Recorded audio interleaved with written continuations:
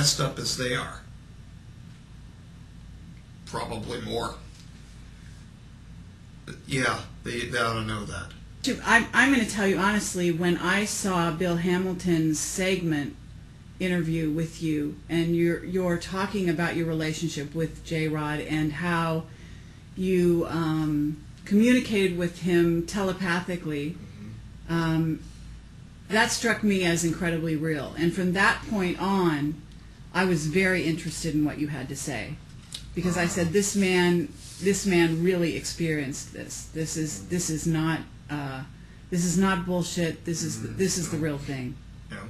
So if you could reiterate kind of how you started working with J-Rod. Well, he was working with me before I ever knew it. Of course, he was on board, as I understand. I have no memory of him directly, but I mean, as I understand, in '73. He had traveled to '73, and then this is even what I said to Jeff Rance on the phone. You know, I said, my God, if this doesn't boggle, I mean, it boggles my mind when you think about paradoxes to start with. That he traveled to '73, I was picked up, and then he subsequently traveled back to the '53 time frame, and there was a crash, which means that he was held at S4 in 1973 at the time that I was playing baseball with my grandpa, and that he was also on board the craft, impinging into our time, lifting me up. Prosaically, I mean, it sounds crazy, but you know, it's a paradox, I guess. I mean, but I actually came into direct contact with him at the end of 1993, start of '94. Yeah, there's something wrong with him. During the entirety of my experience around him, he appeared, the best that I can describe as off-shifted. Almost like, well, I mean, he was physical. I felt him through the glove. There was matter there with me, but almost like he was a ghost with a body. He didn't belong. He did not belong where he was. Yet, when he would communicate, when he would do the entrainment, they thump you. It's almost acoustically. They thump you. And until they finally come into contact with the brain level waves where they can begin communicating. And it comes in waves. It's almost like clicks of a dolphin. It comes in waves. And then you feel yourself pulled in as the entrainment is occurring, that the perception is being pulled into his eyes. Very unwieldy feeling. But then they entrain, bringing you down to relaxed almost to a theta state, like an 8 hertz type theta state, where you're very almost like drowsy, and they tell you, they're not going to hurt you. He did that. He actually said that he would not harm me. When he stepped forward on me when we were doing the old bride's dance, as we nicknamed it, where I was supposed to step forward to him, almost like taking a bride step up the aisle. And then he did the thing back to me, almost jokingly, but it was so unwieldy because he broke the protocol. It's like everything that had been established of trust at that moment, it went to hell. And I got so afraid. There was an animal response in me at that moment, a very, very human animalistic response of get me the hell out of here. And I stepped backward and fell backward onto my back. And that is really what I perceived myself as doing. I said to Jeff, I said, felt like I was a cockroach, lying on my back in there. And he walked up onto me, and I heard them yelling, "Fire the repress."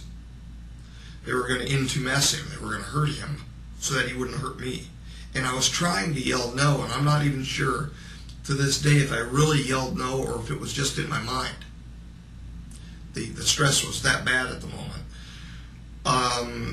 And he literally walked up onto me and sat on my chest. He didn't knock me over. I mean, there was I think Ron or a couple other people said, "Oh, he knocked you over in the clean sphere." He couldn't knock me over. He was too weak to knock me over. He even if he wasn't given his size, he couldn't have knocked me over. And how tall was he? Just a little over 3 feet, hunched down, almost 4 feet if he was to be extended out lengthwise, if he would be lying on his back and extended out lengthwise. But the malady, the pathologies under which he was suffering caused him to have weakness, change of gait, change of stance, where most of the time he was extremely hunched over forward, and he really couldn't stand up straight. When he would walk, he would wobble and kind of shuffle. So he got on your chest. He walked onto your chest, or sat on your chest. He was actually sitting on my abdomen area, but he was leaning forward with his hands onto my chest, looking down. So he was communicating at that moment that he wasn't going to hurt you? Yes, he said, I won't hurt you, Beanie. He called me Beanie. And that goes to Beanie. He broke English up very strangely. And you heard this in your head, I'm assuming. I heard it in my head. It wasn't out loud. No, I heard it in my head, in my own introspective voice, but clearly not coming from me. You know the sound of yourself when you talk to yourself, self-talk.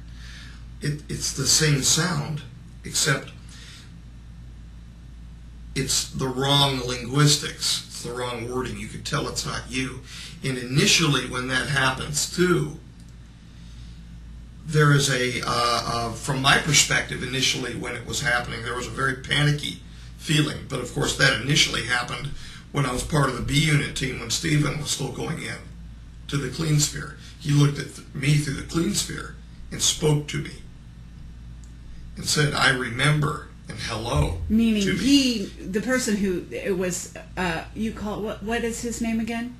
The J-Rod looked at you. Kaela looked at you when Steve was in the clean sphere with him. He turned around and looked at you. Yeah, he turned around and looked at me. I was part of the B unit team to start with. In fact, that was going to be my actual occupation in there, was assisting the chief scientist in going into the clean sphere, until he identified me as somebody, I guess, special to him, Kaela, and he wanted me to be the person to go in there. That's why I was promoted ultimately to the working group leader in there, because I didn't have the background, did not have the seniority, and it was not my place. But that's why the promotion happened. It was okay, so well, a lot of promotions happen in the world, I think, but but to go back the to Peter where, principle.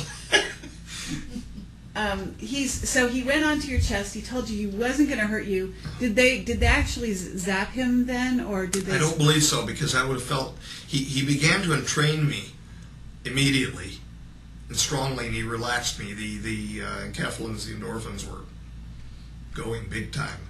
They entrain on several levels, and they're able to relax you by actually flooding you with natural opiates. Like a runner's high. Right. So what happened after that? I'm assuming or you the got high to that you receive as you're going through natural death process.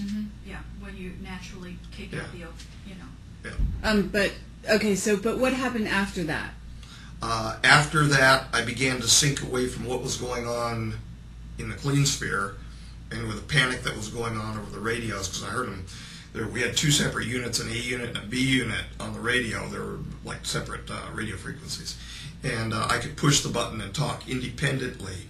But they were stepping over each other, screaming, saying, get a secondary unit ready to get me out of there. They were going to enter in to pull me out.